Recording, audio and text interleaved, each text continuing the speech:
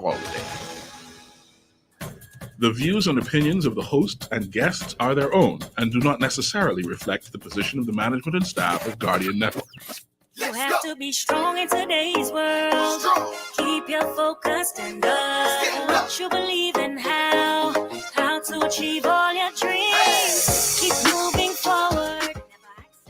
The Hits Back with Nahash Black is sponsored by the Ministry of Health, Cable Bahamas, Rev Christmas, AML Foods Limited, the Cancer Treatment Centers of America, Fidelity Bank of Bahamas, and BTC.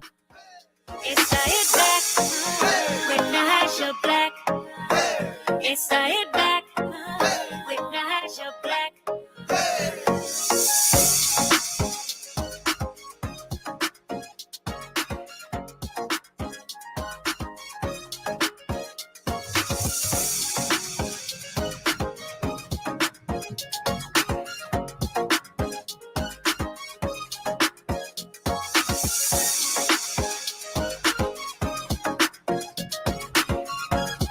Good afternoon, Bahamas, and welcome to the Hit Back. I'm your host, Nahaja Black. It is a beautiful day here in the 242. I hope that you are doing well, taking care of yourself, and living your best life today. We are getting closer to I think are we in the holiday season? I think we're in the holiday season. So that we should be feeling a little bit festive, in the festive mood. This year will be we've gone through a lot, and I say that a lot because it would be remiss to talk about festivities and not acknowledge that we have gone through quite a bit this year. This will be a year of firsts for many. The first year without their loved one, the first year without mother, or mother, father, brother. We've had a first year, and this will be a painful Christmas for many. And so that is an acknowledgement of the times that we've been in. An acknowledgement that from 2019 September, the Bahamas, the world of the Bahamas has changed. Things have changed and rearranged. And so be mindful of that as we go about and go out into the holidays. That, there are some who are smiling, and then there are those who are smiling through their grief, smiling through their loss. There are some people who are homeless that weren't homeless last year.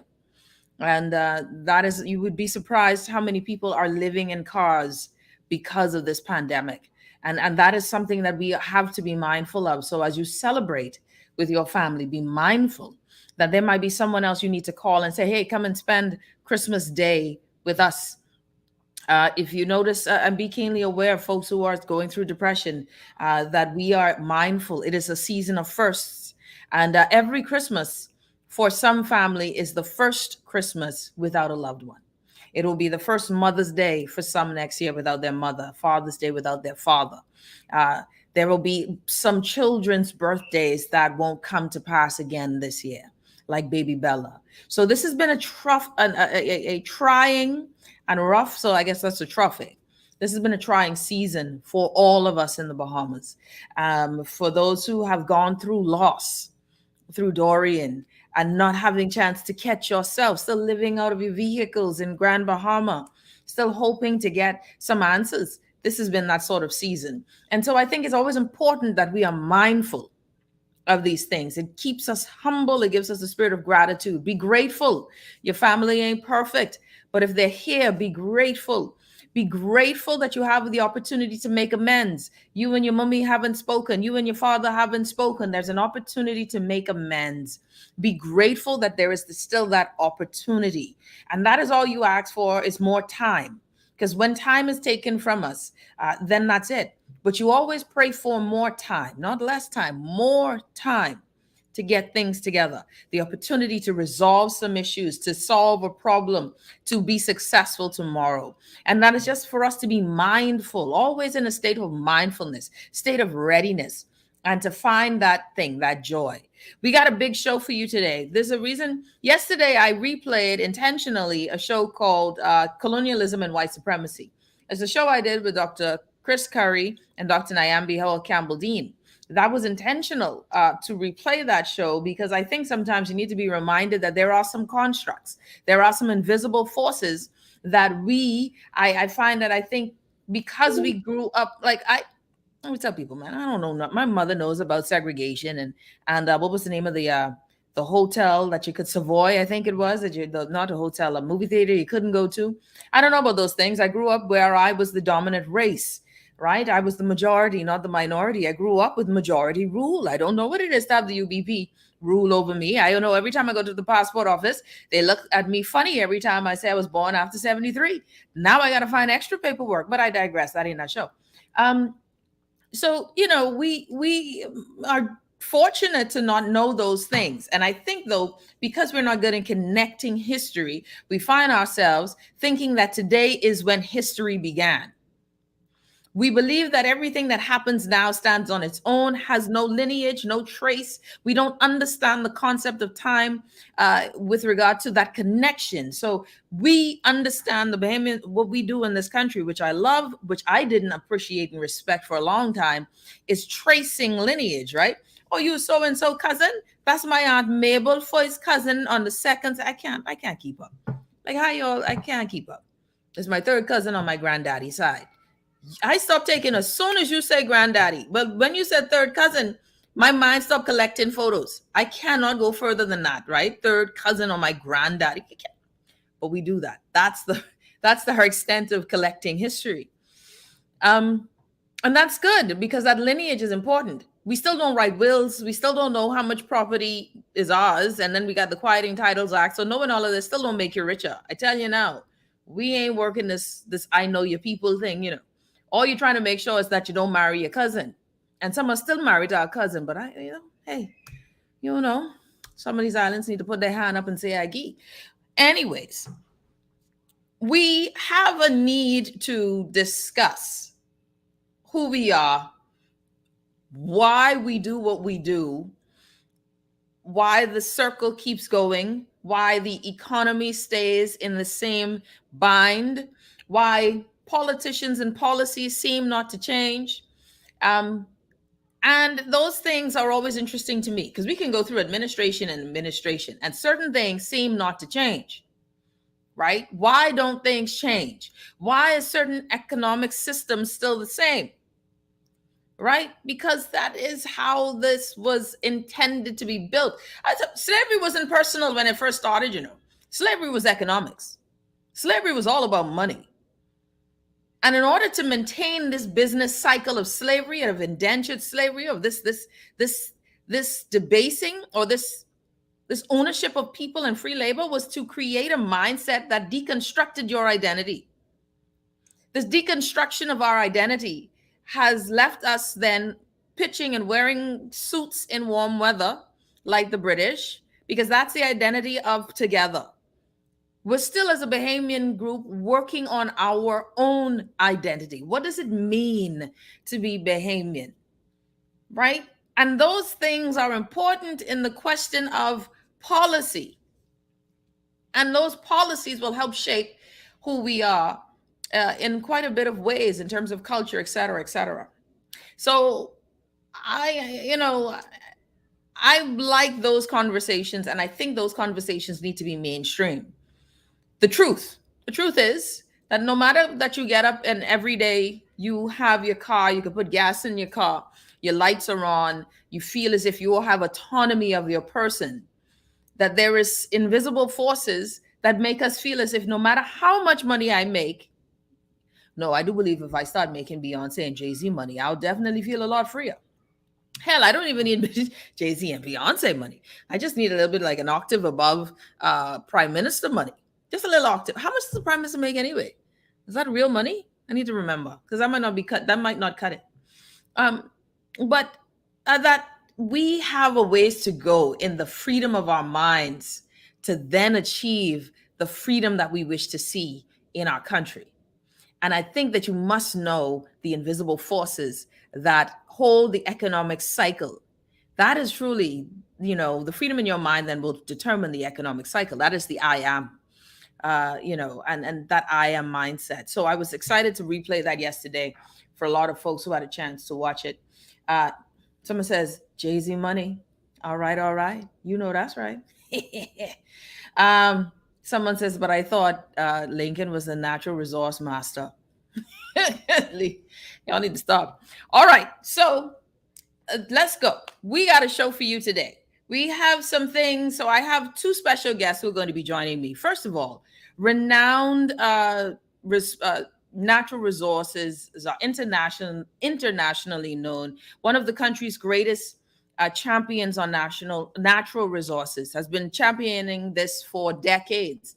Has put his business at odds with multiple governments. Has been fighting for the people. Prescott Smith will be joining us on the show.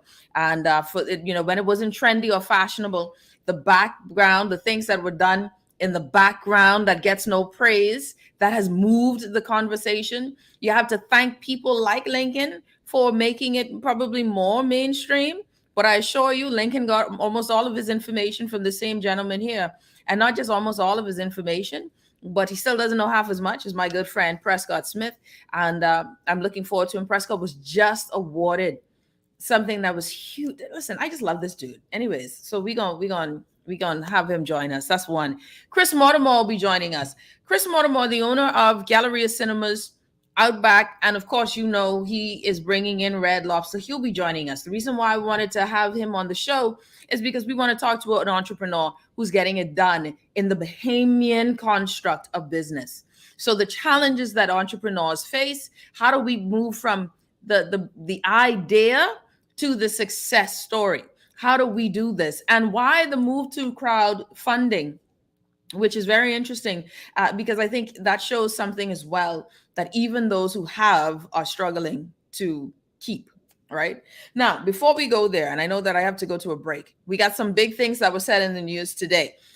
Shout out to this. I like this press conference. I'll just throw this out. I like the press conference, the pressers, what they're having at the office of the prime minister. I think they're very meaty. They're very meaty. Today we found out that the carnival ain't happening. And the big question, man, I watch my friend Clint Watson, the press secretary. Clint was under pressure today. Why was the carnival here if there was not any clearance for them to come? And Mr. Watson said, man, listen, them people came on their own. In essence, they came on their own regard. And they did not get the say-so from Ministry of Health. Plus, when Ministry of Health was looking to see if it was possible, they weren't answering emails. They weren't responding, yada, yada, et cetera, et cetera. So Ministry of Health said, bye-bye, boo, pack up your Georgie bundle and go. Now, mind you, the gentleman from Carnival said, well, the Prime Minister gave the okay. When asked directly, Clint Watson says, that was utter foolishness. Is that a no? I'll go with, okay, it's another foolishness thing. I will say this. I kind of chuckled at this whole scenario, this whole thing. I laughed at it. I had to laugh at it because honestly, there's two parts to this, right? Well, now I tell people already, I love the carnival. So I really was rooting for us getting it resolved because I love the carnival and that they would find a way to make it work. And when I say make it work safely, that they would comply, that we would have a real strategy on how you can have carnival safely. That, of course, it would mean that they would have to have some sort of technology in order to monitor the amount of people in there, what would be the cleaning. So it would have to be stringent. It would have to be arduous. You would have to hire more people to police within there, sanitization, spacing, etc. But then maybe we could come up with something. Because I ain't gonna tell you no lie. For me, Christmas is carnival. Even though I don't go all the time, you already know the story. Last week, Friday, I said something about seeing that ridiculous Ferris wheel that is as cheap as they come. Makes me feel like Santa Claus is coming to town. Anyways, but it didn't work out, right? It didn't work out. And they are going to have to go home. I think that, first of all, that's pretty strong. That's pretty strong. And that's strong, showing some autonomy between, if the allegation of the gentleman is true. Now, the speaker said, someone says, why couldn't they issue rapid tests upon entering, charge the fee for the test? Quite possible. Why couldn't they? But we know that the rapid antigen test also gives you false negatives and positives. And we know some certain strains can go undetected. For persons who are asymptomatic, they will not show positive on those tests. So that's the sticky wicket. So we can't rely on those tests really to protect us in a certain way. So I thought it was strong, though. I think it shows a level of autonomy between the Office of the Prime Minister and the Ministry of Health. I think that this is actually good. If what was alleged is true. Now, the press secretary said that the gentleman's assertion that the Prime Minister gave them the clearance to come is accurate. If it's true, the press secretary said that it's not true, that it is utter foolishness, so we will go with that. But somebody had to give clearance. But, I ain't got the energy for pet detective on this one. So someone gave clearance, or they felt emboldened to come, even though last year they couldn't come, but they felt emboldened to come. The fact that the Ministry of Health had the final say is what gives me confidence that there still is respect between the sides, right? There is respect, that this isn't one where the PM, if what the fellow alleged is true, is usurping protocol, because our prime minister could do that. Prime ministers could do that. Prime ministers, we have seen prime ministers do that. No, I am first among all hyenas, equal and unequal, right? So I say what I says goes. This is where I thought it was strong that the Ministry of Health says, ain't doing your thing, so hit the road, Jack. Don't come back no more. I thought it was strong. Now we could go and listen. Boy, I ain't never seen my boy Clint do them. He did that Negro shuffle. I don't know what you call it, but that shuffle was right. And I mean, he bounced back and stuttered. And then he tried to throw out as a journalist, Clint, hold on, we see you. But it was very entertaining. And so there is no carnival anymore. Carnival gone. And I ain't gonna lie to you, a little sad. All right, a little sad. I'm saddened because that means that we ain't out the woods yet. Ain't no carnival. You see me, I already had my strategy down, right? I had my strategy down. I was gonna go in the day-ish with the children, let them ride upon 3 or 4 rides. And I'm speaking Bahamian so y'all could catch this.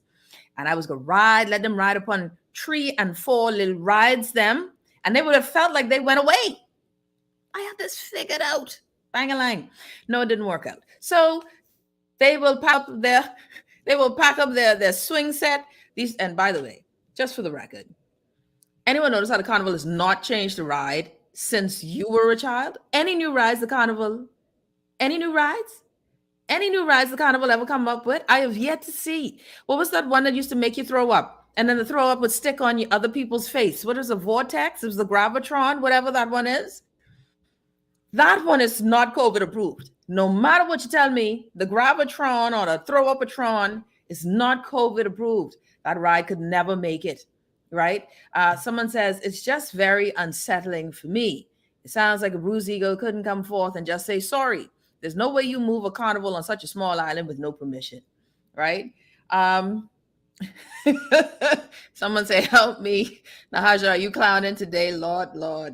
So the government better brace for a lawsuit if they gave them conflicting messages.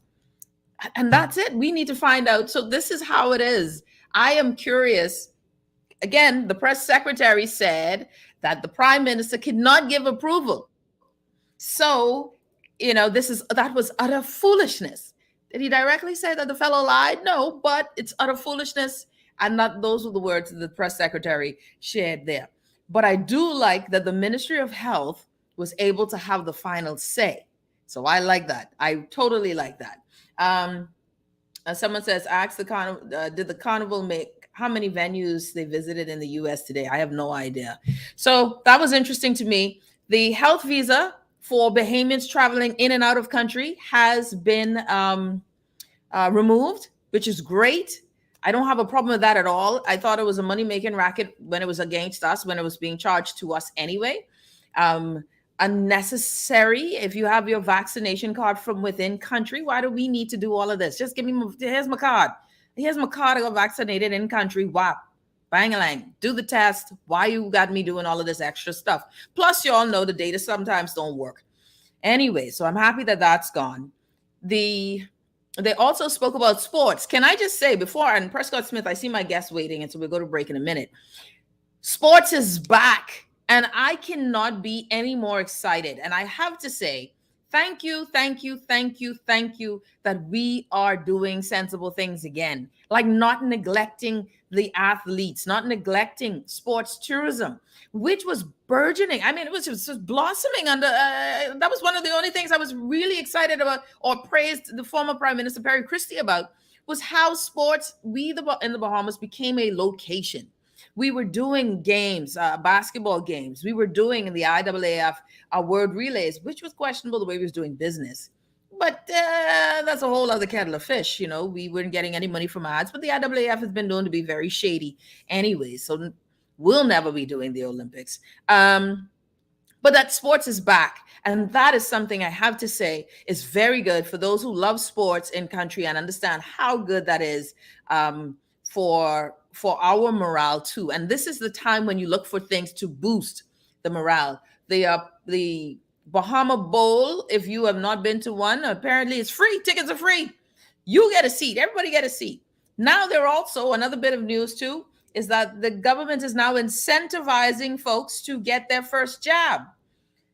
All right, now I ain't gonna tell y'all no lie. I feel a certain way about this, right? I took my first jab when it was free. I am foolish. We should play. What's my girl? Who sings the song "Foolish" with when P Diddy, Ashanti? I need to play that song because I am the conch. The conch is me. I beeth a concheth. Okay, scorch me for getting my job early. Who knew being vaccine resistant or hesitant would now lead the Fox Foundation? Yes, the Fox Foundation, to be giving away some good cash so you could get your first jab. Now, I want to say right here, I ain't get my booster. I ain't get my booster, but I'll boost for $500. Boost me. Which, you $25,000. What y'all talking about, Willis? Yeah, no, Nicole, they're giving you incentives now. They're trying to get all of y'all who don't want to get boosted. That's right. Boiled conch. I am a boiled conch, scotch conch fritter. I'm just conch butter. I am the conch around here trying to be a good citizen, talking about me getting my good citizen. But y'all know I ain't gonna lie, right? I got that because I wanted to go on a cruise. But don't watch nothing. I'm feeling a certain kind of way that I ain't getting no money for this vaccine. Yeah? Trina say I was a stew conch. Yes. I'm in the whole Fox Foundation. Boost me, boo. I need $500. Slow 500. Boost me. Someone please call 911 because I am a conch. Should have been like everybody else. I ain't interested in no vaccine. Airfields came out there straight face. We're going to incentivize everybody else who don't believe in the vaccine. You are going to be a part of it. And then you saw the wonderful. The first time I ever saw her, she looks just like her daddy. Adriana Fox looks just like her daddy. I didn't even know the Fox people had a foundation. This is all powerful. But they getting away real money, right? Now, my only problem is I ain't guaranteed $500, but I would like it. So I'm just saying, what about people who want a booster now? Like, do boosters get extra? Because now we on jab 3. Jab 3 should get more than first jabbers. Jab 3 is taking all kinds of risk. Jab 3 means that we believe so much and it ain't work that if we go get the next jab, who's worried about a kidney? Boost me. Someone says we get swing. I need a amen. Someone says I need to make a trip then. How much they giving? Boost me. Yes, I admitted it. All right. We are the guinea pigs. Lord have mercy. We gonna start first. I'm hurt. I feel a sort of way. Job 3, you deserve it. More money. Pfizer says the timeline for the 4th dose will be moved up because of Omicron. Listen here, y'all come around me with another needle. Anyways, they have the boosters ready as well. So this is a big news day. Just wait to get the booster. Money might be on the way for the people who prolong getting it. Sabria, I feel you. Something gotta come. We'll be back after this. You're listening to the Hit Back with Nahaja Black. I mean, the whole Fox Foundation showing up, doing press conference. First jab, you could get $500. What a time. Up to $25,000 as a pool. Boost me, boo. We'll be back right after this.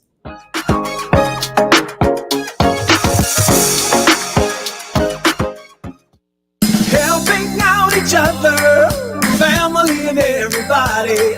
It's a simple act of kindness with you, me, and RBC. RBC wants to spread acts of kindness during this festive season. One simple act of kindness for our friends, co-workers, and communities can cause the brightest smile. Help a stranger, give a food basket, or call an elderly person. Share your stories at facebook.com/RBC Caribbean. Acts of kindness, RBC. See something? Say something. Call Crime Stoppers Bahamas in Nassau, 328-8477. That's 328-TIPS. Or from the Family Islands, 242-300-8477. That's 242-300-TIPS. Be safe and happy holidays, Bahamas, from the directors of Crime Stoppers Bahamas.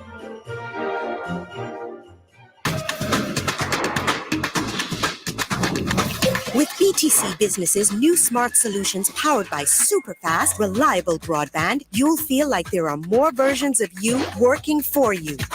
From website design, development, and digital marketing to promote your business, 24/7 business class support to cloud solutions, security, and more. Multiply your growth today.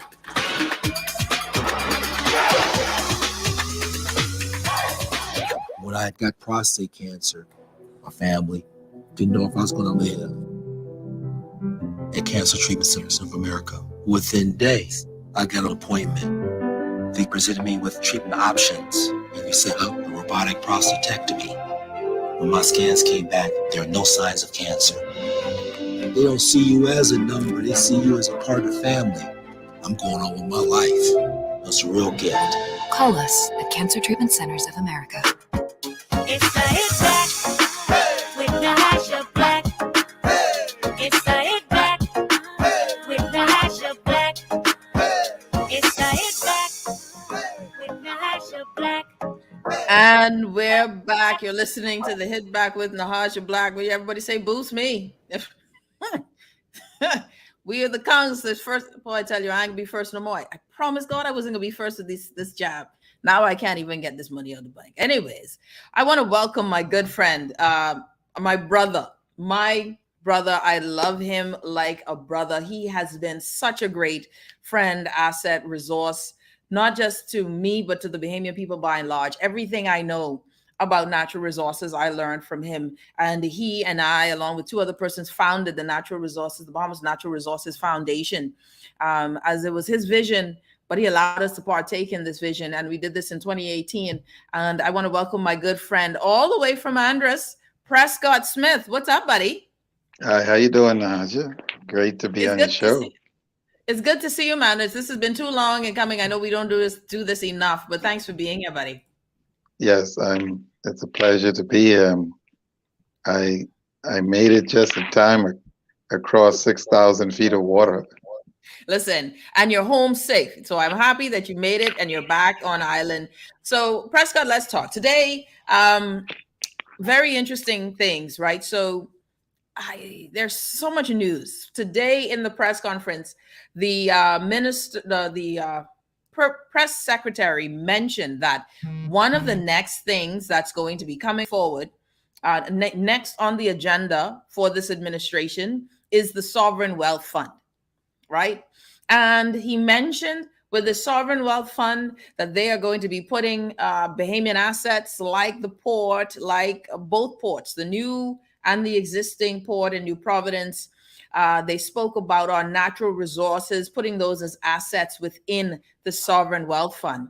One of the things that you've been agitating for and what the foundation has been doing for years, well over 10, 12 years, is the same thing, the Sovereign Wealth Fund.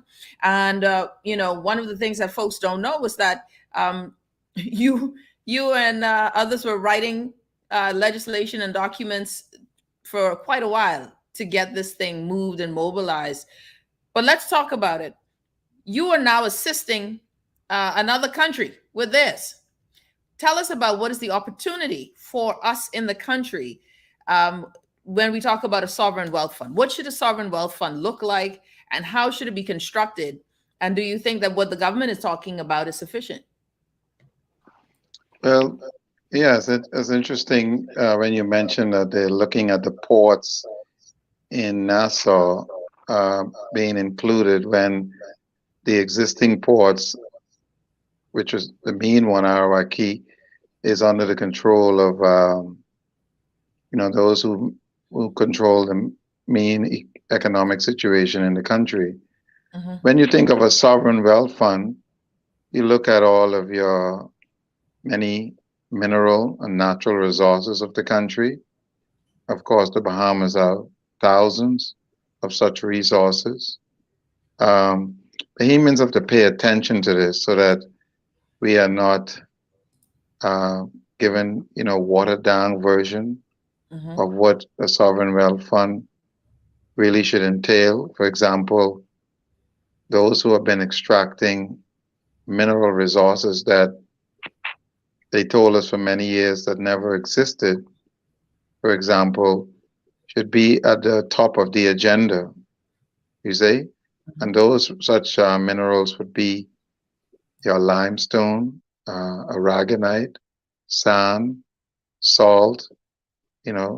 These are resources that are in the tens of billions of dollars over the years and have been to very little to no benefit in most cases to the Bahamian citizens straight across the board, you see? So when you think of other huge resources in terms of marine environment, forestry, water, of course, water is right at the top of the agenda in terms of mineral or resources for a country. And your forestry can go in many directions, from the pine forest to the coppice, and that includes all of the hardwoods, medicine, in terms of pharmaceutical research. And then you get into the ocean that has many arms to it as well, Mm-hmm. many thousands of marine resources, and just the geography alone, you see? So go on. And if you're just tuning in, Prescott Smith, renowned national advocate and internationally known. By the way, for folks who don't know, now one of the things I love about my brother is that he's a humble fellow, and God continues to elevate his stature even whilst we in the Bahamas seem not to be paying attention. Recently, Prescott, you were awarded the most prestigious award in whilst you mind your business, just advocating and fighting for the country. Just for the record, you were the one to bring the Environmental Defense Fund here in country. The Environmental Defense Fund has donated funds to us and given it to BAMSI for the training of fly fishing. Yes. And that's huge. And they are, interested in protecting our resources as well. But then you were given an award this year. It's the Gladding Memorial Award. You were the winner of the Gladding Memorial Award, and that is an international award that is the pinnacle of activism in marine sciences. And so I just wanted to nationally tell you congratulations to that. And I know you weren't expecting it. You were minding your own business, doing what you always do. But Yes, congratulations to you on that. yes, and what I did also is use it to bring the country's resources on the global stage, because I recognize that we have to use such opportunities that God grant us to really expose. The award would have never happened, Nahaja, the way conservation is controlled in our country by the very families who have been exploiting the resources. So through the Environmental Defense Fund, I went on an exchange program to Cuba, also to Belize. And so they recognize that, here it is. We weren't just pushing sun, sand, and sea. We were sharing with the true riches of our country. And so I took that opportunity to share with scientists from all over the world that the Bahamas do have resources that are, on the global stage, we are heavyweights. And I think our citizens must recognize that don't look at the United States as being this huge giant out there, or Canada. They don't have the resources that we have in terms of the amount. They have, resources that are unique to their countries. Mm-hmm. But the Bahamas is a heavyweight on the world stage when it comes to the unique resources that exist in our country. And these countries are aware of it, and they are generating billions of dollars in revenue very quietly. And they're not just going to sound the alarm and tell you you're rich. Yes, no, they're not going they're to. not going to tell you that. No, because it's good for you to not know where you are, so you don't ask questions. One of the things that troubles me, right, is that I mentioned it to you this morning. I read an article this morning in the wee hours of the morning. California is now on a water ration. So mm-hmm. they have a 55 gallon per day use per person in California. That's their quota per day. Yes. A 10-minute shower is 20 gallons of water, or 25 gallons of water, I think. A 10-minute shower. That's just one shower. You're talking then about what you brush your teeth. You got to flush your toilets. These things, it brought to mind, when I was in school, one of the big discussions we were talking about 10, 20 years ago. Mm-hmm. 20 years ago was that water would be where world wars would be fought. Water. If you live, if you're top of the stream, you want to conserve water for your community, you create a dam. You'll stop the water from going downhill. That downhill community now is trying to figure out how to get water back to me. And we have wars fought. Countries will stop and divert resources. We have something that we don't even pay attention to because we've never had it as a concern. But we don't ask questions like, where does our fresh water come from? We don't ask questions like, I still don't understand why we spend so much money on bottled water, but anyways, that's a whole other story for me, right? But we have such a precious resource just in water, fresh water, and we have allowed our freshwater tables to be destroyed because of commerce, because of greed, because of corporations. Grand Bahamas has found itself in that challenge, and now we have a proposal within Andros that could affect the freshwater levels. And I don't know if we're do we understand what risks are involved when we talk about any sort of drilling or dredging? Do we understand any of that? Because for me, Prescott, if we're talking natural resources, it also has to be which ones do we protect? Like, how do we protect it? Everybody talking about making money off of it, but there are some things that you got to be willing to fight for just to sustain. And then we talk about, okay, how do we build society with the revenue therefore? But just on the waterfront, talk to me on that. Yes, I'm glad you raised that issue because even the thought of wanting to mine into the freshwater lens in Andros is treasonous. So first of all, Bahamians must understand clearly that Andros have the largest nursery system of its kind, not only in the Caribbean, but the entire Western world.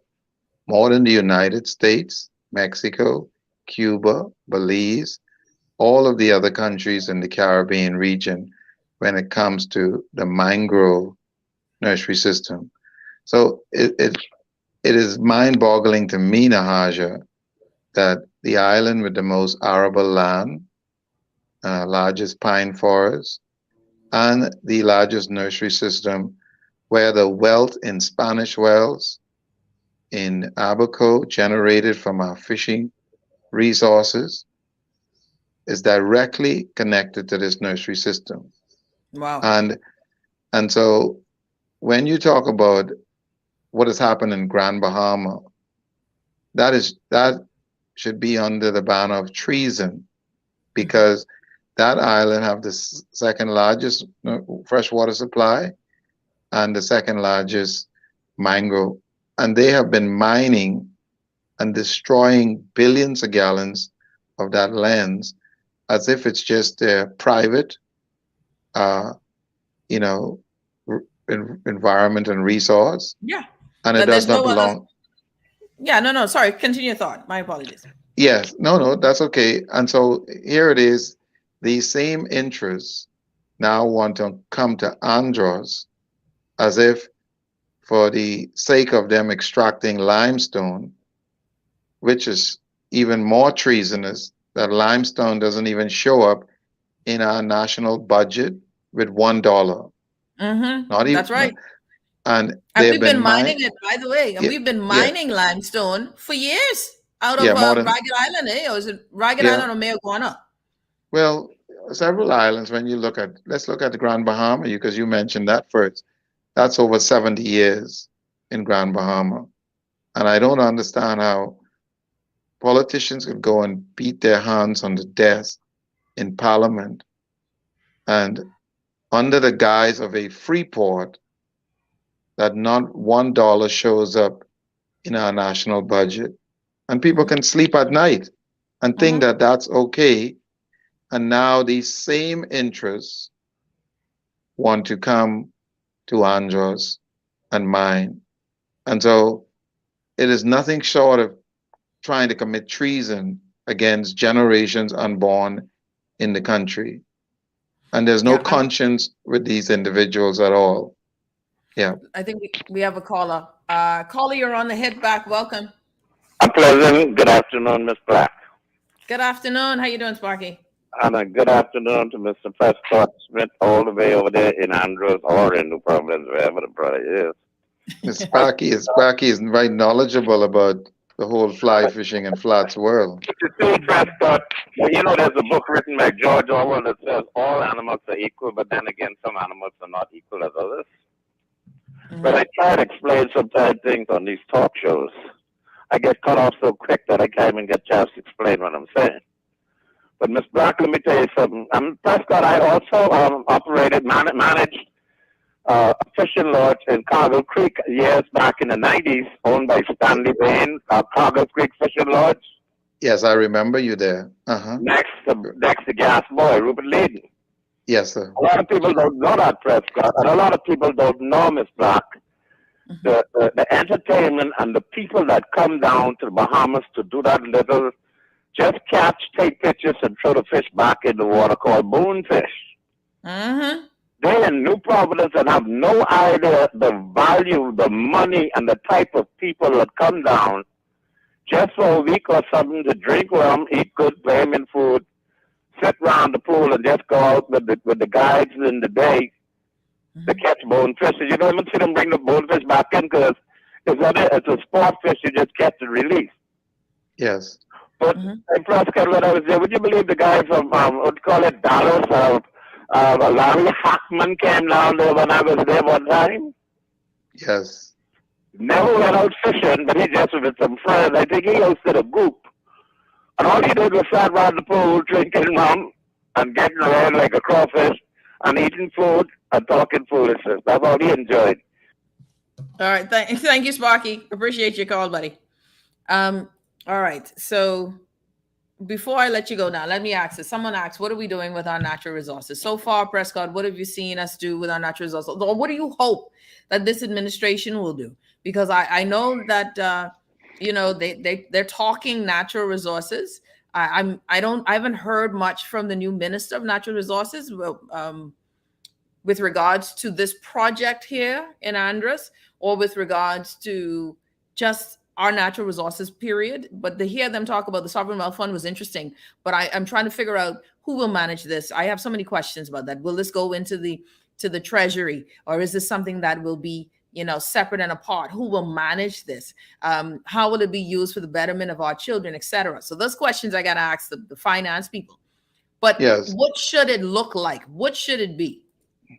Well, again, Nahaja, what is troubling to me, and this isn't just about Bahamians, that those who have exploited Africa have convinced us that we are poor and that the resources belong to them, right? Europe survives of Africa. They would be living in extreme poverty in caves, and yet hundreds of years of stealing land and mineral resources, and at the same time brainwashing us that we are the ones who are poor. Yep. And I'm saying that to show that we have in our own country that mindset that those who have been exploiting and raping the resources of this country have displayed this arrogance that they are entitled, and many of our people have come to accept going through the back door and being subservient, not recognizing that these resources belong to them. And so anything short of the sovereign wealth fund or dealing with these resources that transfer them to the Bahamian citizens is a watered down version. And it would be, steeped in corruption and cronyism and side deals. Because here is why it's so dangerous to do anything else. Let's say, and I must give the Prime Minister some credit because he was bold enough to establish this ministry in 6 days when 3 previous prime ministers did not do it in 29 years. But the Bahamian people must pay attention to this, because not because you're a prime minister, it means that the forces to sabotage this effort is not rampant all around, okay? And so when you look, I can tell you this, and I would be happy to speak to the personal things that I've encountered over the years. If you listen, just recently. Yes, okay. But I want to show you how the corruption and the entitlement from these families is nothing short of treason in our country. And I want Bahamians to wake up and recognize that, you're not second and third class citizens.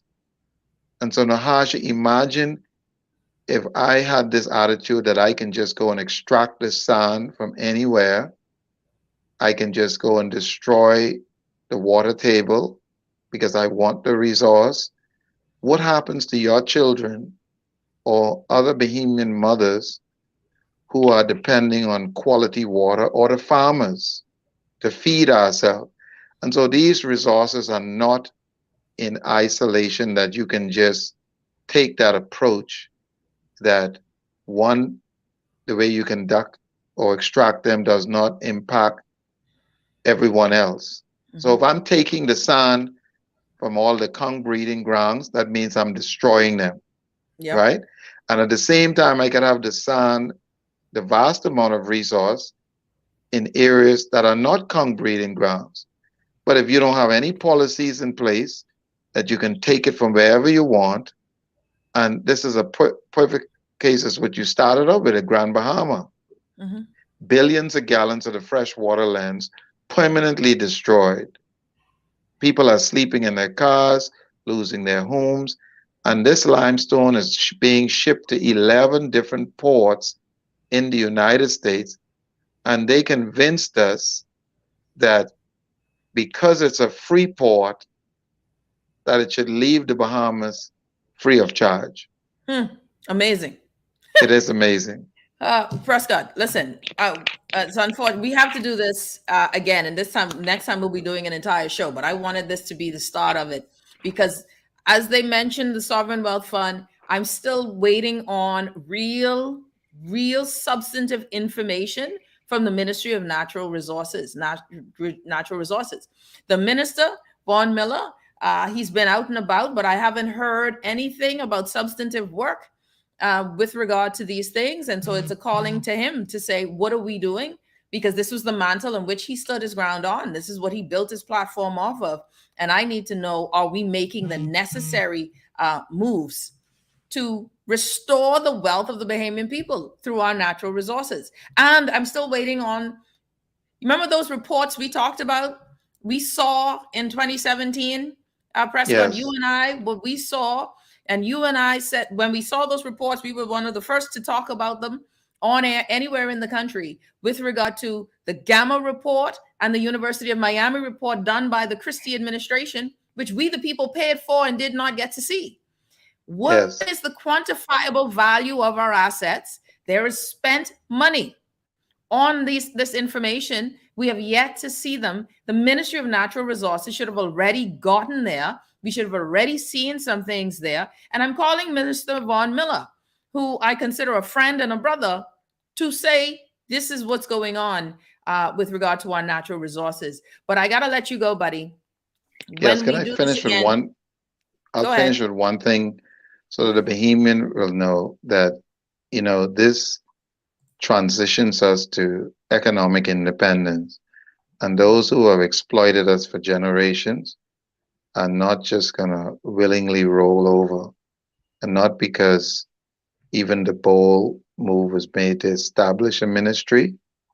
There's lots of lobbying and trying to influence in the background. So Bahamians have to stay on the wall on this issue to make sure that the Prime Minister gets the support that he needs, because these forces extend way beyond the borders of the Bahamas, as you very well know.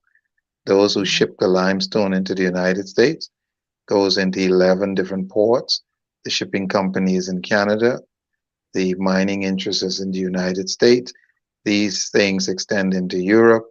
And so therefore, while the colonial families have been the main ones who have facilitated these deals, they have their webs spread wide and far, you say? Listen, I appreciate you so much, Prescott Smith, my good friend. Next time we'll do it. Really, we'll talk natural resources the entire show. Let's get that done. Yes. Thank you so much. Appreciate you. You're listening to the Hit Back with Nahaja Black, Guardian Radio 96.9 FM. We will be back right after this.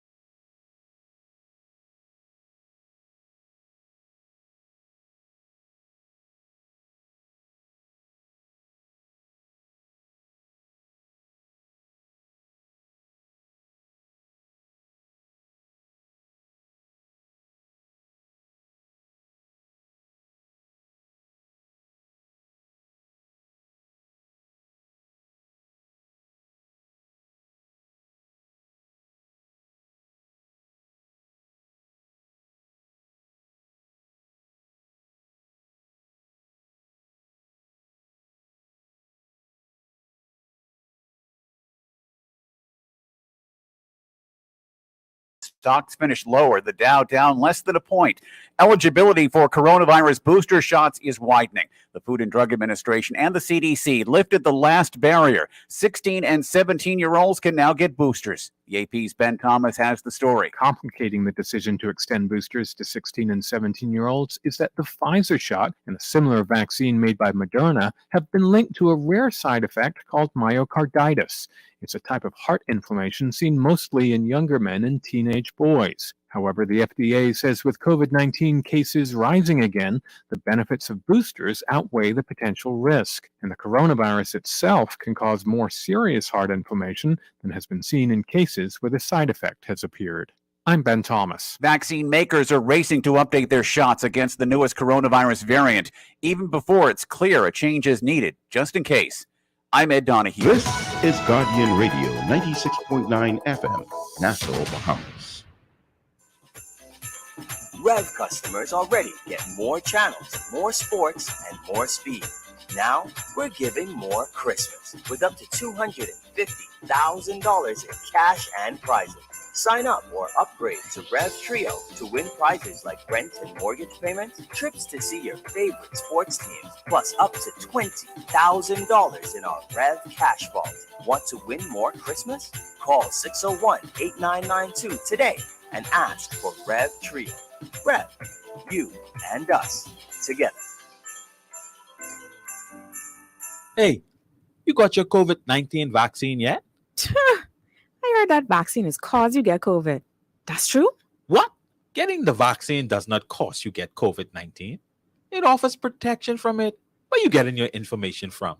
Well, my friends, and I in all kind of WhatsApp groups. Listen, you need to get your facts from reliable sources like the Ministry of Health, World Health Organization, and the Pan American Health Organization. Don't get caught up in all the misinformation. You don't lie. I need to go read up on them COVID-19 vaccines for myself. Don't procrastinate. Vaccinate. This message has been brought to you by the Ministry of Health and this radio station. At Fidelity, the holidays are all about family, spending time with loved ones, and being thankful for the little things in life. Worrying about bills should be the last thing on your mind, especially during the holidays. Let Fidelity help you get your bills under control. Fidelity can also get you started with a real savings plan that actually pays you interest. The only thing you need to think about is what you will do with the savings in your pocket this Christmas. Now that's what I'm talking about. Fidelity Bank is here for you this holiday season because you are family, and family is important to us. It's the Hit Back with Natasha Black. It's the Hit Back with Natasha Black. It's the Hit Back with Natasha Black. It's the Hit Back with Natasha Black.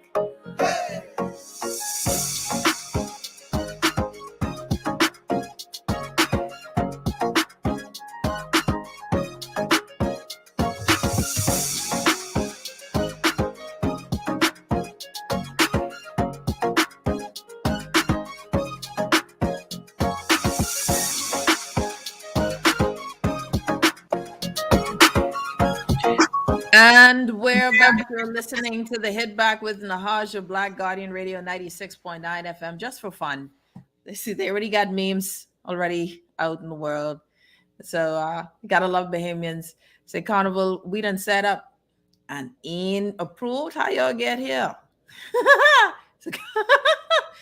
Child players. Carnival gone. They get rolled out. What a day. All right, I want to welcome my guest on. Okay, one of the things you guys know that I love to do, we talk about financial freedom, the mindset, business, entrepreneurship, all of that stuff. As we get into a new year, your mind is already starting to do those, mindset things, you're shifting, et cetera, et cetera.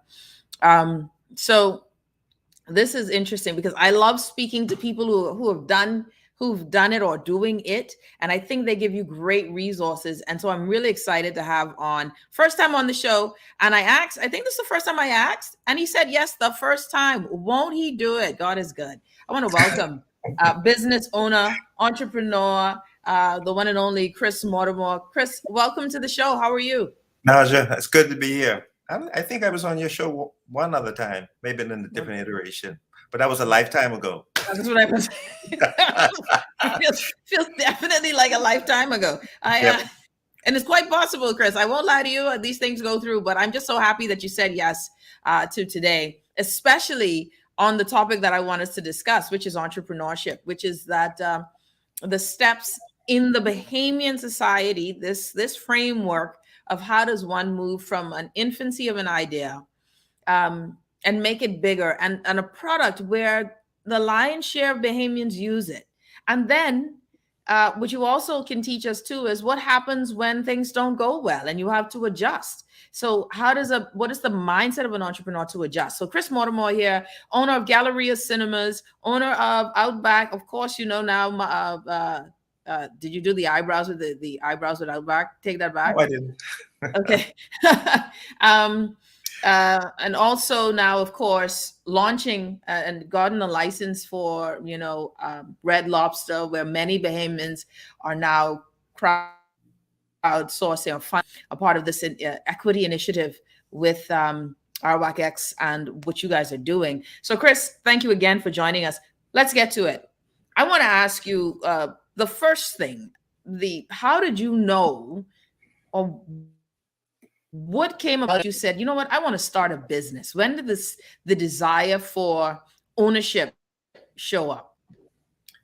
I think it was when I remember I was in high school, and my father had his own construction company, and I had the opportunity to meet with a number of his clients from New York because he used to do a lot of work for them. And I remember asking, his name is Nick Notius, and I said, "How do you become successful in business?" And he was like, "Chris, you decide what it is you want to do, you line up yourself, and you don't allow people to deter you. Because in life, the biggest challenge to becoming successful in anything, I think sometimes, but especially as Bahamians, we listen to the naysayers on the side that say, well, you don't do that. Why are you going to do that? Or you're not afraid to fail. What people going to think about you? And they deter you from your purpose. And I believe that there are a lot of successful people who have been deterred from their purpose and their dreams and goals by listening to those naysayers. And so it's important to realize that you have to have a level of comfort. I call it a level of comfort with 3 F's: faith, right? Fear, because there's a lot of that, and failure. I love that. It's the fear of failure that causes so many of us not to want to accomplish what we really want to see ourselves doing. And my thing is this: I mean, I look at Steve Jobs. Everybody talks about the Steve Jobs at the end, but nobody talks about the Steve Jobs that got fired from Apple, right? No one talks about the Steve Jobs when he came up with that iMac that looked like a big square box in plastic, and how they laughed him off the stage and couldn't believe that he spent millions of dollars developing that. They'll always talk about the Steve Jobs who developed the iPhone. But that's the entirety of the package. You have to be prepared to fail in order to succeed.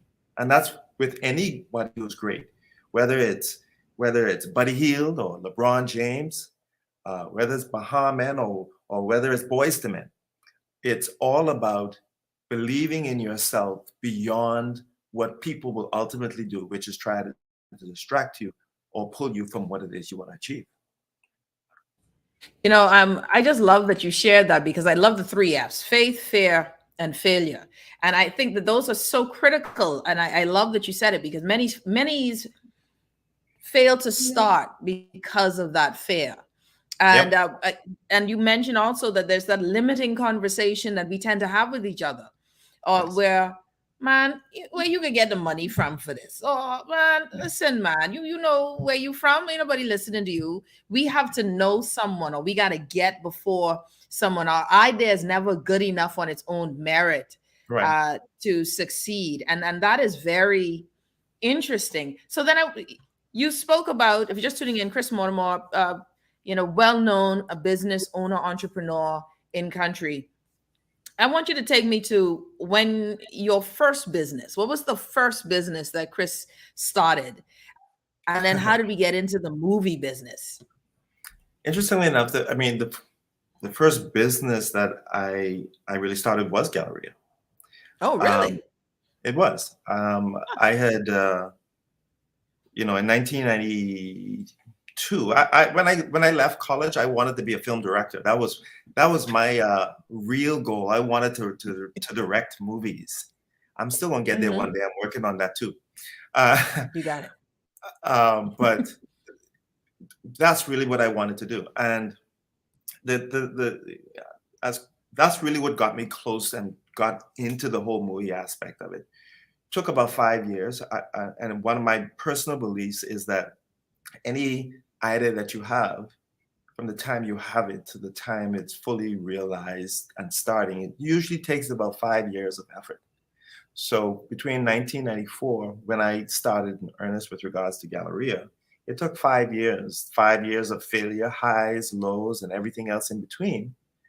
But in 1999, all of that finally was realized when we opened Galleria in 1999. And it takes a lot out of you, especially the first one, because I remember when we opened, I was down to like 120 pounds.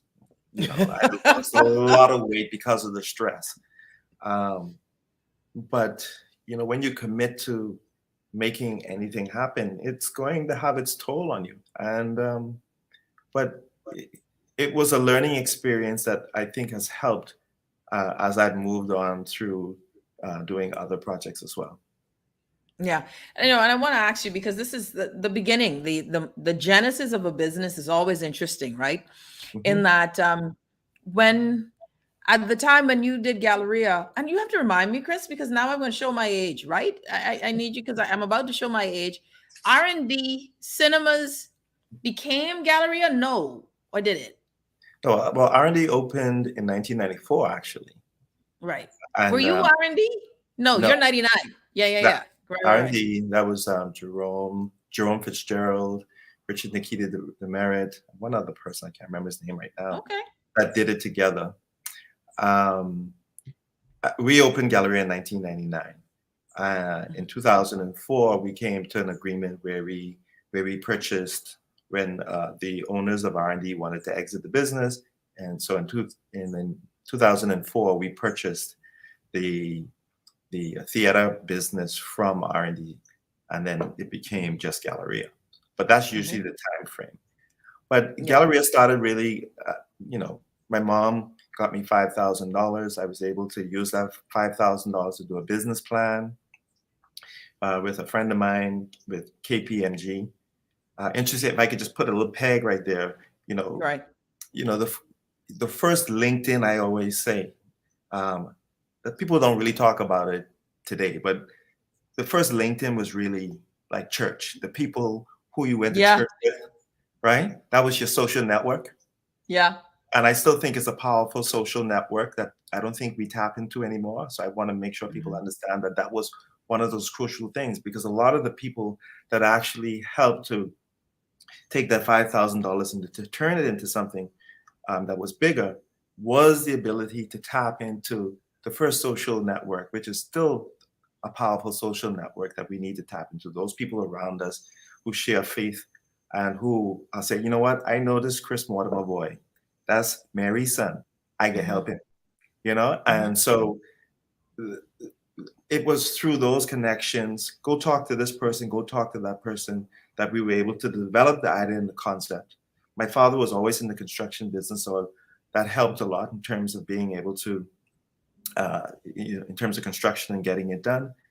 And we were able, through that process between 1994 and 1999, to turn that $5,000 into the funds necessary to construct, purchase the equipment, and to get things rolling in 1999. How big do you say planning is on a is planning? You said a business plan, right? You went, one of the first things you got was a business plan. Correct. Most of us don't believe in that. We go in with faith, all of that. We become a big F, faith, right? But I think we're fearful of a business plan because it might tell us that our idea ain't, it might need to line up. It might need to, it might need to firm up a bit. But how important is planning? Do you think that has led to your success? Because a lot of folks will not spend that money to get that business plan. Do you count that as a big part of your success? It is. It's like anything. It's a roadmap.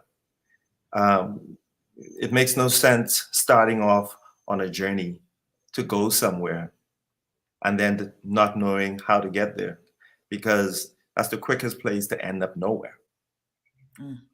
The business plan is the roadmap that's going to get me from where I am to where I want to be. So when you set out from shore, to use the sea analogy, it is the guiding post that moves you along to where you are, to where you want to be. And yes, you're going to have to adjust it as you go, but that's just how life is. You may have made a wrong assumption here or a wrong assumption there. But the overall plan is still what is guiding you. And it is the most crucial component of anything. If you're trying to be an entrepreneur, you need to know what that is so that you can see the full picture of what it is you're trying to accomplish. And it also gives you the ability to, those persons who want to assist you, right? It gives them the ability to look at your business plan or to look at this and say, look, I want to get on this boat with you. But when you don't have it, people just decide, well, you're not serious. Business plans are a serious component of being an entrepreneur, and it's essential for them to have. I love that. It doesn't matter how big or small the idea is. So let's say that, hey, I want a convenience store, right? I want a little small convenience store, or I want this niche market of online goods. Does it matter the size? No. A business plan is a business plan all the time. Absolutely. And it, like you said, it's about scale, right? So it may be, and you'll have successive ones. So the first business plan may just be the one convenience store. But as you work your business plan, then the business plan needs to be redeveloped, because now I need to do my second convenience store, right? On the Cable Beach Strip, as opposed to just being on Prince Charles. And then you're able to convert those business plans working together into an overall vision of, this is what I wanted. And that's how you have places like Super Value or City Markets. They all started as small ideas. In fact, everything starts as a small idea, but it's the faith, it's the mustard seed idea, right? The small thing can become the greatest of things as long as you have faith and keep moving in that direction. And so I always tell entrepreneurs, and if they ask me, find someone who's going to be able to prepare a business plan for you, so you could know exactly the scope of the undertaking that you're setting out on, and it helps to actually make you more of a success sooner, as opposed to the trial and error method. When you choose a business, if you're just joining us, you're listening to the Hit Back with Nahaja Black. As an entrepreneur, do you believe that you have to stay in one line of business? I view entrepreneurs, the one of the greatest gifts of an entrepreneur is that they see a business as a business. It isn't a one particular niche, but I'm curious for you, is that the same mindset where you look just for opportunities? Do you look for vacancy? How do you determine the business for you, Chris? Well, for me, it's different. I mean, for me, it's about the things that I know and enjoy. For other people is finding a need, the marketing method, finding the need and filling it. And no way is better than the other. It's about knowing yourself. And so once you know yourself, then you're able to say, that's what I want to accomplish. And once you've done that, then you start lining up your team, lining up your business plan, getting everybody together in order to tackle that. But I'll say this, though. Being an entrepreneur, when I was becoming an entrepreneur and being an entrepreneur today, it's the opportunities are greater now than ever before. But obviously the challenges are great as well. And it's because like everything else, you start off being dependent, you become independent. And we get stuck on the independent component and realize that the next and higher level is interdependence. And that's where I see things like RWAC-X, because if we're talking about how do we make our idea, grow it from something that's small into something that's massive, the massive is other people have to be involved. Other people have to be able to benefit financially. Other people have to see the vision and see the benefit of the vision and want to be a part of it. And that's how you get a huge company. Otherwise, you will always stay a certain size, because one person cannot do it all by themselves. And Steve Jobs couldn't do it. Take a look at his team. He has a massive team that works around him. And then they all have teams around them. Greatness comes from like-minded people with a vision working together to create something that's amazing that people want to be a part of. And that's what we have to do, I think, as Bahamians. More of. Chris, I'm so excited. Let's take a quick break. When we come back, more with entrepreneur Chris Mortimer joining us here on the Hit Back with Nahaja Black. We will be back right after this.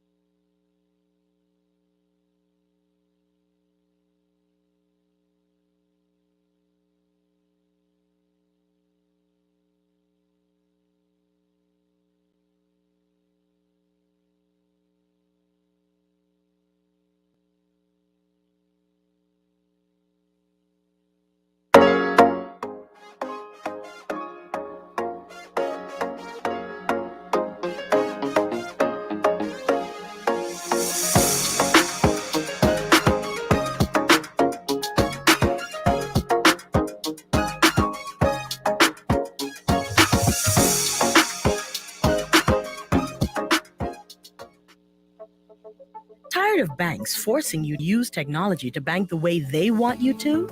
Your convenience is important. So no matter what your banking needs, Commonwealth Bank's friendly staff are always available in branch for that personal one-on-one service. But when you choose technology, our online and mobile banking app offers you state-of-the-art functionality. The choice is yours. Commonwealth Bank. Bank the way you want. Food security is a challenge for many. Now in a pandemic, many more are unsure of their next meal. Through their Feed 5,000 program and a $20,000 donation, AML is working to ensure that everyone has a meal for the holidays, and they're inviting you to help. Now until December 17th, visit any Solomon's, Costrite, Fresh Market, or Domino's in Nassau or Freeport, and Exuma Markets in Georgetown to donate and help feed a family in need this Christmas. No amount is too small. Remember, we're all in this together. Are you planning on gift shopping, visiting family and friends, or going out to dinner during the holidays? Don't forget to pay attention to the latest public health protocols and regulations. We must continue to wash our hands and sanitize frequently. Wear our masks. Avoid touching our faces. Cough and sneeze into our elbows, and maintain a distance of at least 3 feet away from others in public.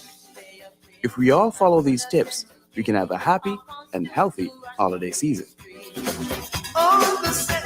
This message brought to you by Bahamas Ministry of Health in conjunction with Guardian Radio. It's the Hit Back with Nahaja Black. It's the Hit Back with Nahaja Black. It's the Hit Back with Nahaja Black. It's the Hit Back. And we're back. You're listening to the Hit Back with Nahaja Black, Guardian Radio 96.9 FM. Joining me, special guest, Chris Mortimer, entrepreneur, business owner, entrepreneur, of course, from major businesses that we all know that, to say I grew up with, it kind of ages me, Chris. But I will say that it has been a substantial part of my youth. What you don't know, Chris, is that I've been a very, big time supporter, especially in my university years. I mean, your people knew me, right? Every Wednesday, some of my closest friends, Kimberly and Rosina, we would every Wednesday find ourselves after our last class for 2 years, go to Galleria and enjoy our movie. We paid for it. Don't worry. Nobody gave us a freebie. Even after 2 years, there was no free tickets.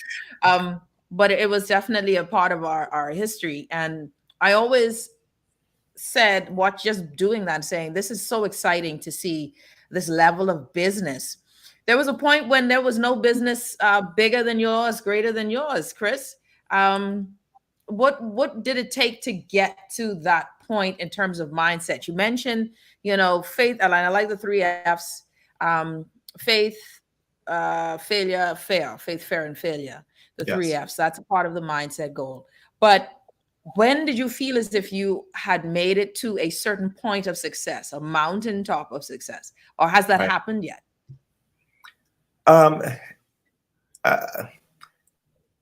For me, I'm an entrepreneur, and so it's always about the identifying the next goal and then achieving it. So to a certain degree, I'm a serial entrepreneur. But I mean, there have been moments where I have been able to say, wow, you know what? Who would have thought we would have been able to accomplish that? Like, I know when we, and we became really good friends after it, Jerome Fitzgerald, when we concluded the purchase of R&D, and after, 10 years, and we say, wow, you know what? That was really, really a good accomplishment. And you feel good for a little bit, and then you get back into the grind of things, and then how do you move on? So I try not to spend too much time thinking about reaching a particular level. For me, it's really about waking up each day. These are the goals that I want to achieve today, and keep the goalposts moving. And for me, that's just what my days are all about. If you're just tuning in again, Chris Mortimer joining us. We're talking about being a successful business person in the Bahamas. Chris, let's talk about business person in the Bahamas, right? There are some, interesting traits about business here, right?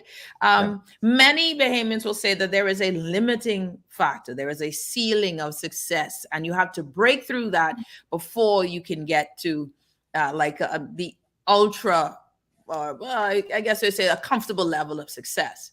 I want to ask you, what are some of the pitfalls of the Bahamian business economy that you've encountered that you would say, this is, if you're going into business, here are some things that you should look out for, and then here is how you remedy those pitfalls? Well, I think for a lot of us, we go in, even if you're very motivated, very determined, sometimes we go in with the wrong team. That's a limiting factor. I mean, we all know the traditional limiting factor in the Bahamas as an entrepreneur, and that's money, right? That's probably a show in and of itself. But any entrepreneur who believes in themselves and in their idea understands your job as the entrepreneur is to overcome the bank that decides that they don't want to give you the money, is to overcome the unseen hand that's trying to stop you from competing in an area that they believe that they're the only person that's supposed to be there. That's your job as the entrepreneur, and you have to believe that wholeheartedly. Otherwise, you won't win. We don't believe in things stopping us as an entrepreneur. We get up every morning and fight. And when we talk about successful entrepreneurs, which is really what I want to get to, most people think that the successful entrepreneur is the accomplishment, and it isn't. Because the successful entrepreneur is the person that gets up every day and gets it done. Every day and get it done. Because believe it or not, the biggest fault in success, or the belief that I have arrived, is that it becomes the seeds of your own failure, because you believe, oh, I have arrived, I'm at the top, nothing else can happen, and then all manner of things can happen to you at that particular point because you think you have arrived. You've never arrived as an entrepreneur. There's always something to accomplish. There's always the next chapter of the book, right? And then when you finish the book, it's the next book to write. And you have to stay that way every single day and have like-minded people around you to sustain you when you have those moments when you have anxiety and fear and stress on you. You need that support, that mastermind that Napoleon Hill calls it. You need those persons that say, listen, okay, you get today off, but tomorrow we expect you back here to get the job done. And once you have those things around you, there is nothing that is insurmountable as an entrepreneur. You know, let's talk about the building of the business margins, right? The profit margins, right? The cost. Mhm. What is your rule of thumb on listen, this business is working, this business is in trouble, we Right. need to sell the business. What is your how do you view your financial margins? What is your percentage point of profit that's good for you, or you feel as if it's good for a business that is healthy? And then we'll talk about that code red. What do you look at as margins of profit? And so for me, it's always been making sure that there's a team member who says, okay, everything is looking good. We're operating properly and efficiently, and to continue to go. And that's the same person on the team who said, listen, Chris, you know, it's starting to turn. And just to get ahead of you, it's the same people who say, you know what, it's time to look for that next chapter. And so it's like I said, it's about building the team, because we don't all have the skills. I don't consider myself to be a financial guru, but you know what? Neither did Henry Ford. Henry Ford knew what it is that he wanted, and he always made sure that there were competent people around him to give him sound advice, and he took that advice and made decisions. And that's what I do. I have someone who says, okay, you know what? Things ain't just working in this business no more. It's time to look to do something else. But that happens. Spencer Johnson, Who Moved My Cheese? And I recommend everybody read it. Yeah. Because COVID has moved the cheese for many industries in the Bahamas from 2019 moving forward. The cheese that moved plenty places. If you were the business in the business of selling commercial real estate or rentals, now technology, look at what we're doing now. Technology, we don't even have to be in the studio and the radio station anymore. Somebody cheese move. Right? And that's if you remember about having to go to the travel agency, sit down there. Now we go all on our computer, we're doing it ourselves. Someone cheese has moved. And 2019, COVID-19 has moved the cheese for a whole host of businesses moving forward. The key now is to identify where the cheese is moving to. And there is great opportunity in that aspect of it.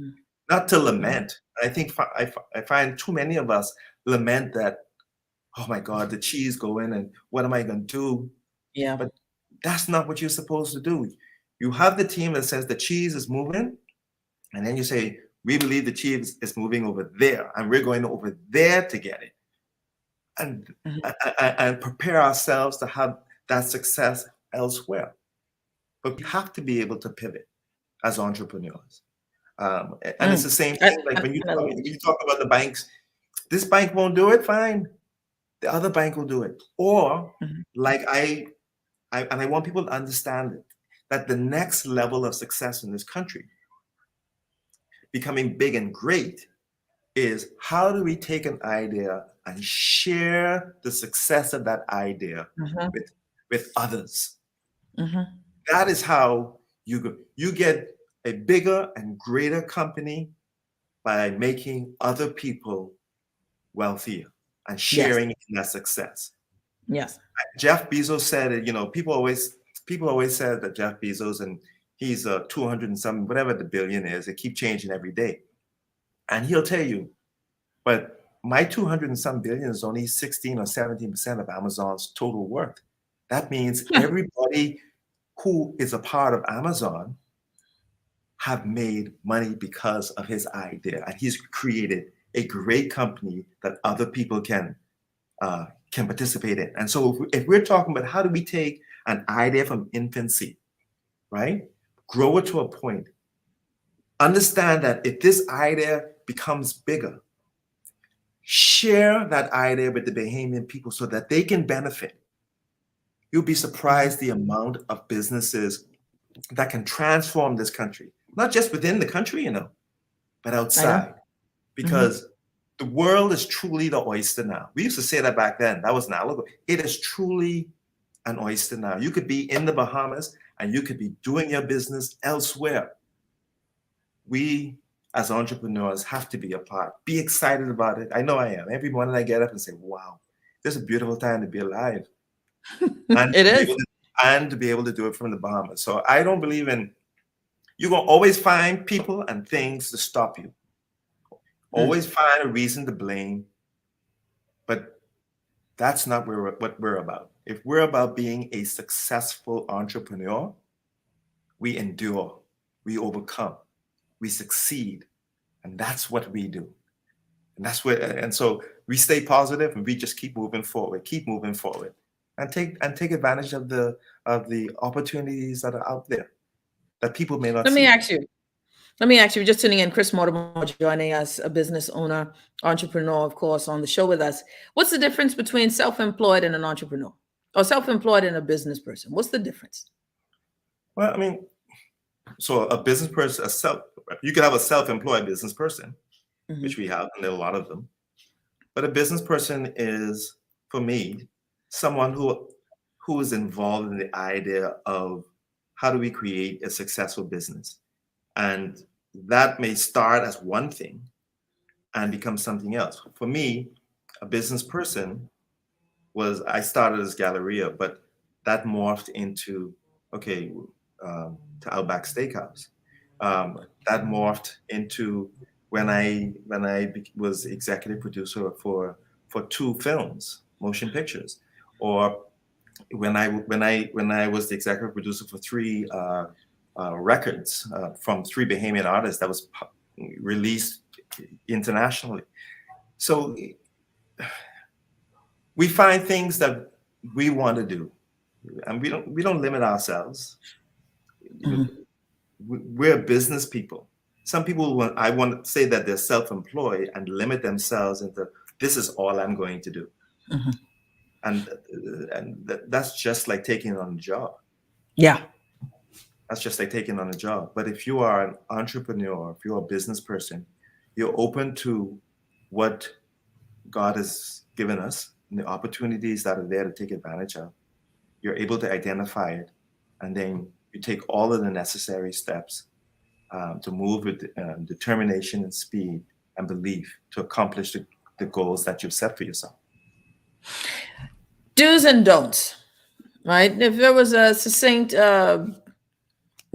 speech that you'd give to young people or any person seeking to start a business, and you had a list of do's and don'ts, right? What would be your top 3 do's and your top 3 don'ts in doing business? And I know you didn't expect this question, so I hope you got it queued up. Well, the first thing in the terms of do's, do what you love. Things are so difficult that when you do things that you love, you get up every day and do it just because. And so that's the key. Do find time to meditate and ponder on all of the things that it is you're trying to accomplish, so that you stay centered on what it is you're trying to achieve.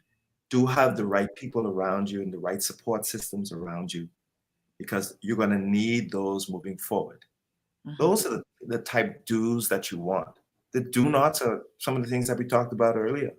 Do not have the naysayers around you.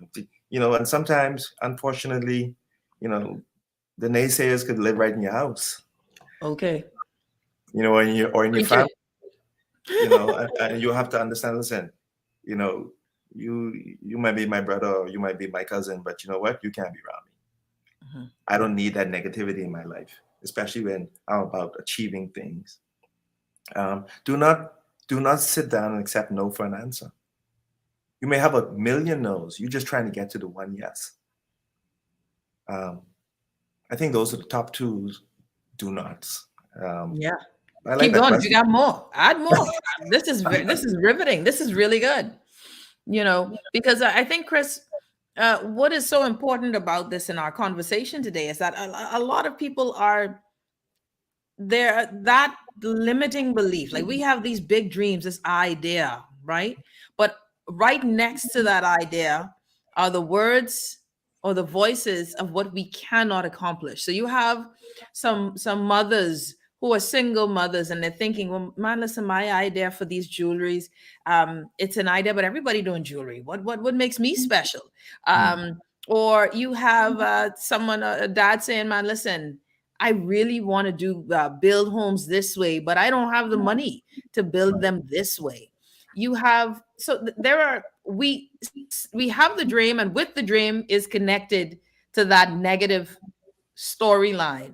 Right. And I think the biggest thing that I'm hearing from you is that the storyline, that negative, or those words, those limiting beliefs are killing your greatness. How do you speak to those folks? You know, how do you speak to those folks? And have you ever had those sort of issues of doubt? Every day, every day, every weekend. But my personal belief is you build the dream, and then the dream builds you. Build the dream, You spend time building the dream in the beginning. Whether you're the mom with that jewelry, because you know it's different and special. And then you get that first sale, then that 10th sale. And then the dream, it takes off, and then the dream builds you back. So you have to believe in what it is that you want to accomplish. And then people need to realize they tend to put an oversized belief on the whole money. Money is really just pretty paper with like colors and stuff on it. But money follows the idea. Money always follows the idea.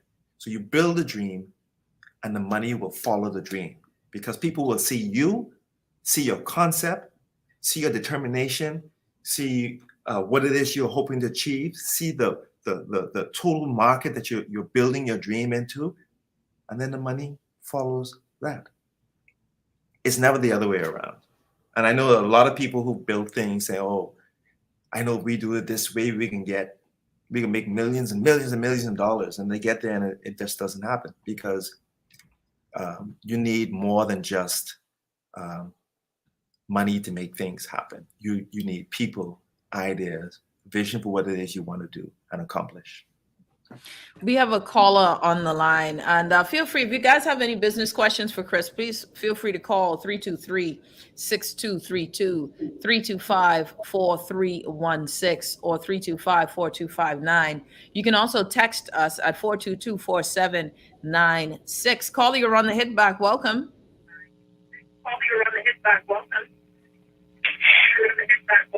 Hello. Hi, you're on the air.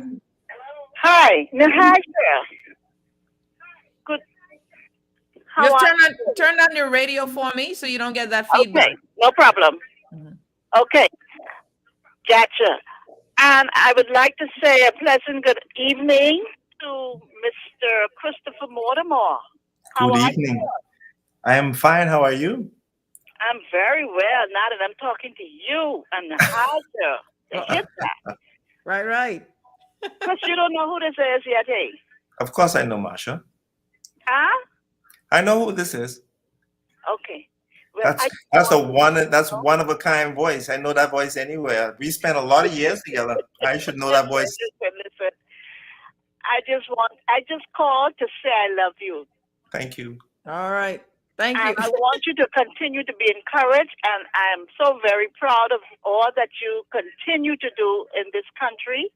And just keep on keeping on. Natasha, hey, a great person in that studio. Oh, but listen, man, there's a businessman. I gotta bring him on for sure. Thank you so much, Carl. I appreciate you. Chris, what are some of the, we live in a small country, and just like how someone would call who knows you, how do you handle the criticisms? I'm sure that not everything was successful. No. And that's part of it. You have the good side of things that happen. You have the things that you thought would happen and don't happen. That's part of it too. And it took a while for me to understand that sometimes we make a lot of mistakes worrying about what people are going to say about us if they see us fail. Hold that thought. Sure. Hold that thought. Let's take a break. Okay. When we come back, more with Chris Mortimer. We'll be back right after this.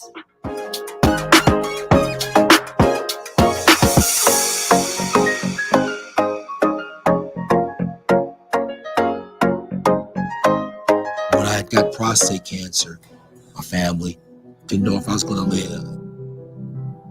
At Cancer Treatment Centers of America, within days, I got an appointment.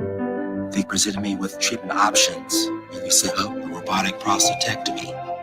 When my scans came back, there are no signs of cancer. They don't see you as a number, they see you as a part of the family. I'm going on with my life. That's a real gift. Call us at Cancer Treatment Centers of America. See something? Say something. Call Crime Stoppers Bahamas in Nassau, 328-8477. That's 328-TIPS. Or from the Family Islands, 242-300-8477. That's 242-300-TIPS. Be safe and happy holidays, Bahamas, from the directors of Crime Stoppers Bahamas. The Nassau Guardian and Star 106 is giving you a chance to win fabulous prizes in our 21 Days of Christmas promotion.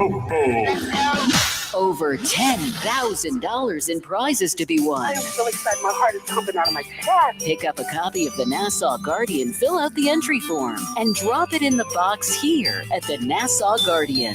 For an extra chance to win, log on to star106fm.com or thenassauguardian.com and sign up.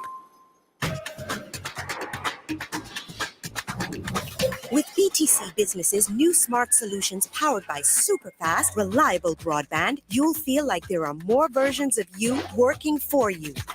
From website design, development, and digital marketing to promote your business, 24/7 business class support to cloud solutions, security, and more. Multiply your growth today.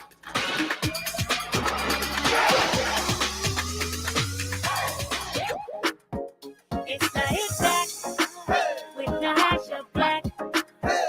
It's the hit back with the hash of black. It's the hit back with the hash of black. It's the hit back. And we're back. You're listening to the Hit Back with Nahaja Black, Guardian Radio 96.9 FM. We've got Chris Mortimer, entrepreneur, joining us on the show. Chris, you were talking about, failure. How does it look? That real thing of failure, because of course criticisms come, and you've not been one without criticism as an entrepreneur, right? So how do you handle it? You realize that it's par for the course. There are a couple of things I tell myself. So I tell myself one, the funny stuff, like the old Gino D song, dogs don't bark at parked cars. Mm-hmm. You listen to people like LeBron James, whenever you're trying to accomplish and understanding human nature, especially in the Bahamas, in a small community, people are going to, the people who like you, the people who support you, the people who don't like you, the people who want you to fail. We have all of that. I make sure that I don't allow those voices to feed my fears, or the negative voices to feed my fears and anxieties, because if you allow them to become outsized forces within your own head, you're not able to then focus on the things that you have to do in order to make the corrective measures necessary to reorient yourself. But understanding that getting on the track to race means that you are accepting the fact that you can lose the race. And good. As an entrepreneur, you understand that yes, I am going to execute my business plan. I'm going to work hard every day to make sure that it happens. But understanding too that every accomplishment comes with the possibility of failure. But you don't allow the fact that you may fail to stop you from getting on the track. Because when you don't get on the track, you've already failed before you even begun. And so you can never be a success. And so that's how I deal with it. And I have really great supportive people. My mom, my sister, my business partners. When something goes wrong or doesn't go the way it should, people are like, listen, Chris, yeah, that's one, yeah, but we're going to take the next step and we're going to move forward. And the next day I come back and I'm moving forward. Chris Mortimer joining us. Chris, I think the final word would be for you to just, this is COVID season, right? This season of COVID-19, from Dorian to now, has been tough.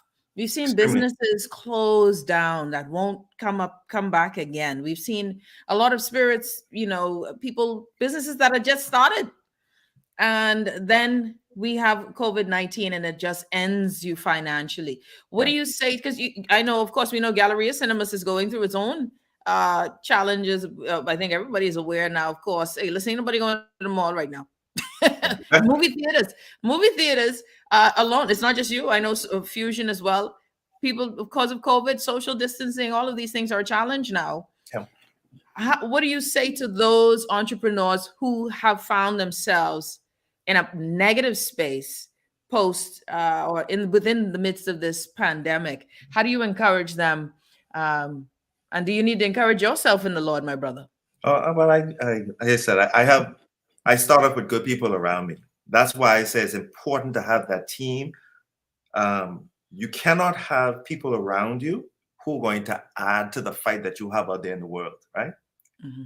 And for those entrepreneurs or business people or anyone who's lived through what we've gone through for the past 21 months, this has been an enormous time of transition.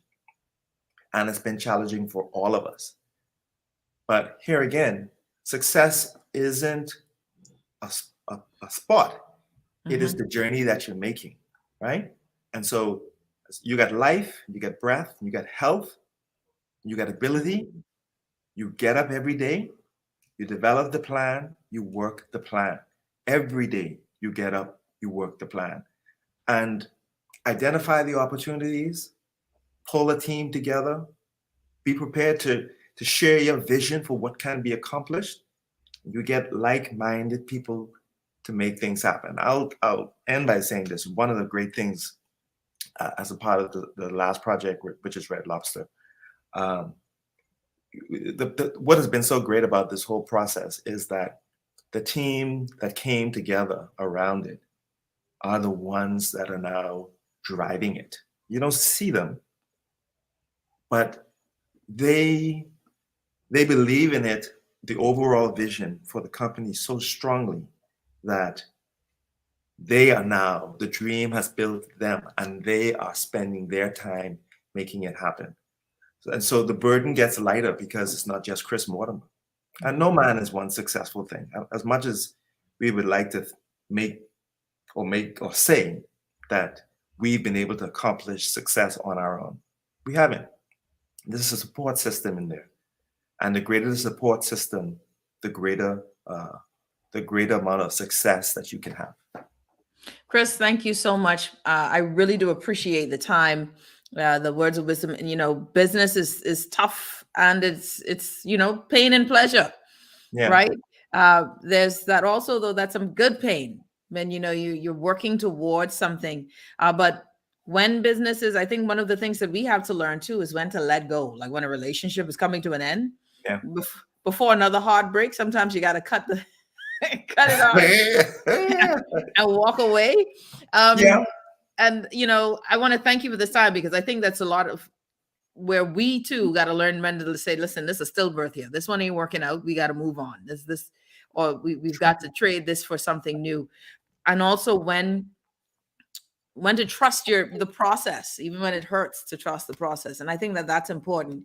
We don't get to hear many of the stories of business, because, in this country, successful business people with the ups and downs don't like to talk their story for fear of too much information getting out there. So thank you so much for the time. Yeah, no problem. I have no issues with that. I appreciate you. So we got to do this again some other time because I want to hear about Red Lobster success too. No problem. Just let me know when you're ready. All right. Thank you so much, Chris. You're listening to the Hit Back with Nahaja Black. I think it's important, guys, that we have more of those discussions. The reason why we need to have more of those discussions, I think we need to see and hear about how businesses, good and bad, great and small, how we can maneuver, because this is that season. This COVID-19, one of the greatest seasons for a change in your income. Take advantage. Crisis can bring opportunity, and let's find the opportunities in this crisis. You're listening to the Hit Back with Nahaja Black. See you tomorrow. We're out.